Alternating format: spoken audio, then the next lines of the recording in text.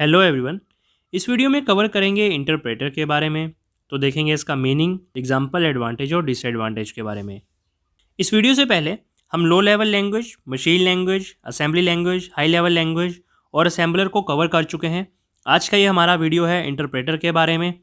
ये सारी वीडियोस आपस में इंटरलिंक करती हैं, तो आप सीक्वेंस वाइज इसे देख सकते हैं और इन सभी का लिंक आपको वीडियो के डिस्क्रिप्शन में अवेलेबल है। मीनिंग शुरू करते हैं, लेकिन उससे पहले एक छोटा सा ओवरव्यू दूंगा ताकि थोड़ा अच्छे से समझ पाएँ हम मीनिंग को।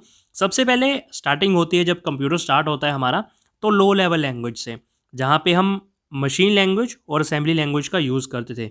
मशीन लैंग्वेज में हम 0 एंड 1 कमांड देते थे। तो असेंबली लैंग्वेज में जब हम एडिशन के लिए, ऐड, सब्ट्रैक्शन के लिए सब जैसी टर्म्स का यूज़ करने लग गए in place of 0 and 1 binary code, तो हमें ज़रूरत पड़ी असेंबलर की। ये असेंबलर इन सारी टर्म्स को बाइनरी कोड में कन्वर्ट करता था। ठीक है, एक छोटा सा ओवरव्यू दे रहा हूँ। ज़्यादा अच्छे से या डीप समझना है तो इन सारी वीडियोस को आप देख सकते हैं। छोटा सा ओवरव्यू दे रहा हूँ ताकि इंटरप्रेटर को हम अच्छे से समझ सकें। लो लेवल लैंग्वेज के बाद देन हम थोड़ा और डेवलपमेंट की ओर जाते हैं, जहाँ पर हम यूज़ करते हैं हाई लेवल लैंग्वेज का। अब हम बिल्कुल अपनी नेटिव लैंग्वेज पर आ जाते हैं। जो लैंग्वेज हमें आती है, हिंदी, इंग्लिश, हम उसी से कंप्यूटर को कमांड देना शुरू कर देते हैं। अब कंप्यूटर तो समझता है 0 एंड 1 को, और कमांड हम दे रहे हैं अपनी नेटिव लैंग्वेज में। तो इसमें यूज़ किया जाता है इंटरप्रेटर और कंपाइलर का, जो हमारी लैंग्वेज को कन्वर्ट करता है मशीन लैंग्वेज में, जो कि है 0 एंड 1। तो यहाँ पर आज हम कवर करेंगे इंटरप्रेटर को और हमारी नेक्स्ट वीडियो में हम देखेंगे कंपाइलर को। इन सभी वीडियोज़ का लिंक, जैसे मैंने बताया, वीडियो के डिस्क्रिप्शन में अवेलेबल है, जिसे आप चेकआउट कर सकते हैं। तो अब देखते हैं इंटरप्रेटर का मीनिंग। हाई लेवल लैंग्वेजेस को मशीन कोड में कन्वर्ट करने की ज़रूरत पड़ी ताकि कंप्यूटर उन्हें अंडरस्टैंड कर सके। इसके लिए इंटरप्रेटर कन्वर्ट करता था हाई लेवल लैंग्वेज को line by line machine language में। अगर किसी भी लाइन में किसी तरह का एरर आता था तो इंटरप्रेटर उसे डिस्प्ले कर देता था एज एरर। तो अगर आप कोई प्रोग्राम लिख रहे हैं अपनी लैंग्वेज में, देन इंटरप्रेटर उसे कन्वर्ट करता है मशीन लैंग्वेज में। अब अगर वहाँ पर कोई मिस्टेक पाई जाती है आपके द्वारा लिखे गए कोड में, तो इंटरप्रेटर वहाँ पे एरर शो कर देता है और इंटरप्रेटर हमेशा लाइन बाय लाइन उसे स्कैन करता है। उसे स्कैन का मतलब यहाँ पे ये है कि उसे कन्वर्ट करता है मशीन लैंग्वेज में।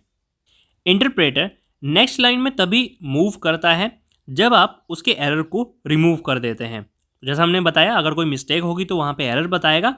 जब तक आप उस एरर को करेक्ट नहीं करेंगे, इंटरप्रेटर आपकी नेक्स्ट लाइन पर नहीं जाएगा। इंटरप्रेटर को सबसे पहले यूज़ किया गया था 1952 में। चलिए इस एग्जाम्पल के साथ अच्छे से समझते हैं। सबसे पहले आता है हमारा सोर्स कोड। सोर्स कोड हमेशा आप याद रखेंगे, वो कोड है जिसमें आप उसे कमांड दे रहे हैं कंप्यूटर को। हिंदी, इंग्लिश जो भी आप टाइप कर रहे हैं वो आपका सोर्स कोड है।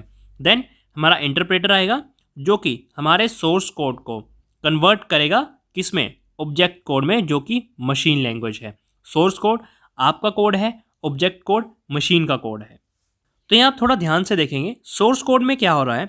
इंटरप्रेटर आपकी एक लाइन पकड़ता है, उसे इंटरप्रेट करता है, मतलब उसे मशीन लैंग्वेज में कन्वर्ट करता है। अब ये लाइन टू लाइन ऐसा ही होगा।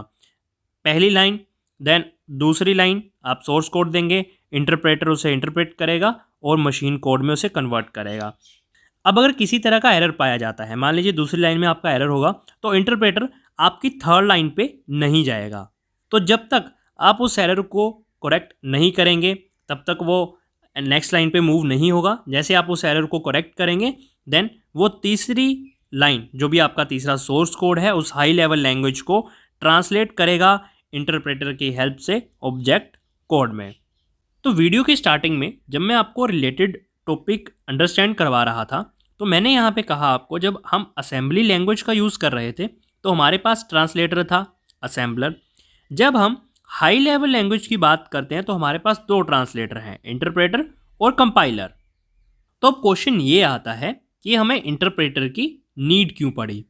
सबसे पहली नीड तो हमारी यही थी कि हमारा सोर्स कोड, जो कि हाई लेवल लैंग्वेज है, उसे ट्रांसलेट करना है मशीन लैंग्वेज में, 0 एंड 1 में। लेकिन फिर भी इस पर्पज़ के लिए हमारे पास कंपाइलर भी था। तो ये क्वेश्चन आप दोनों तरह से बना सकते हैं कि अगर आपके पास कंपाइलर था तो आपको इंटरप्रेटर की ज़रूरत क्यों पड़ी, और अगर आपके पास इंटरप्रेटर था तो आपको कंपाइलर की ज़रूरत क्यों पड़ी। तो इसका आंसर आप कुछ इस तरह लिख सकते हैं, अगर सोर्स कोड काफ़ी ह्यूज है, मतलब बहुत सारी पैराग्राफ या लाइनें हैं उसमें, तो कंपाइलर काफ़ी ज़्यादा टाइम लेगा एग्जीक्यूशन प्रोसेस को कंप्लीट होने के लिए। एग्जीक्यूशन प्रोसेस यहाँ पे मतलब है कि जब उसका ट्रांसलेशन प्रोसेस चलेगा, आप हाई लेवल लैंग्वेज को मशीन कोड में कन्वर्ट करेंगे और ये देखेंगे कि उसमें कोई एरर नहीं है, तो वो जो सारा एग्जीक्यूशन प्रोसेस है वो कंपाइलर के केस में काफ़ी टाइम लेगा, अगर आपका सोर्स कोड काफ़ी ज़्यादा ह्यूज है, काफ़ी बड़ा सोर्स कोड है आपका। यहाँ पर इंटरप्रेटर अपना रोल प्ले करता है। इंटरप्रेटर को डिज़ाइन किया जाता है ताकि वो एक टाइम में सिंगल इंस्ट्रक्शन को ट्रांसलेट करे और इमीडिएटली उसे एग्जीक्यूट करे। कंपाइलर के बारे में अच्छे से समझने के लिए वीडियो को डिस्क्रिप्शन आप चेक कर सकते हैं, वहाँ लिंक अवेलेबल है। यहाँ पर छोटा सा ओवरव्यू दूंगा।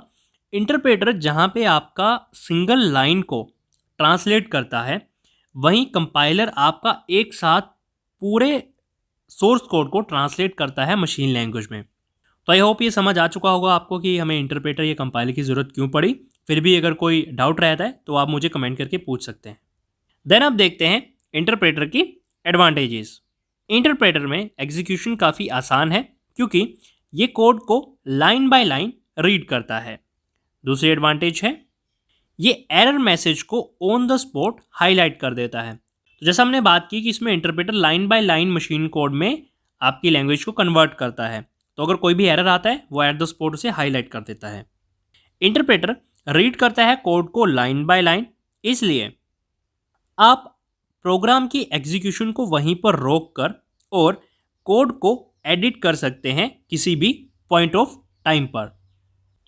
इंटरप्रेटर आपका ज़्यादा फायदेमंद उस केस में होता है जब आपको लेंथी प्रोग्राम लिखना होता है। अब लास्ट में देखते हैं इंटरप्रेटर की डिसएडवांटेजेस। इंटरप्रेटर कंपाइलर के मुकाबले में थोड़ा सा स्लो है क्योंकि ये पहले रीड करता है, उसे एनालाइज करता है, then line by line code को कन्वर्ट करता है। इंटरप्रेटर के केस में आपको दोनों की ज़रूरत पड़ती है, पहला सोर्स कोड और दूसरा है एक इंटरप्रेटर, तभी आप प्रोग्राम को रन कर सकते हैं।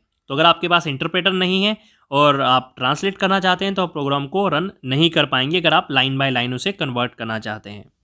अगर आप प्रोग्राम को रन करना चाहते हैं किसी दूसरे कंप्यूटर पर, तो उस कंप्यूटर में भी आपको ट्रांसलेटर इंस्टॉल करने की ज़रूरत पड़ेगी। तो आई थिंक ये पॉइंट क्लियर हो चुका होगा, काफ़ी इजी है।